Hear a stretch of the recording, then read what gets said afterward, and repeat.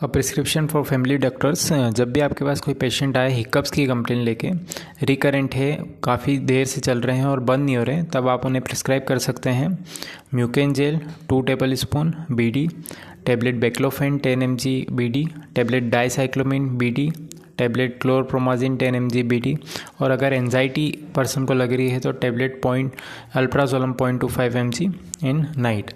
और अगर ये पेशेंट कोई एल्डर है तब आपको रूल आउट करना है कोई प्रोस्टेटिक ऑब्स्ट्रक्शन या यूरिनरी ऑब्स्ट्रक्शन, और यूरिया का लेवल चेक करना है। ओके, और अगर कोई फीमेल है तब आप उसे रूल आउट कर सकते हैं हिस्टेरिकल है या नहीं। Thank you.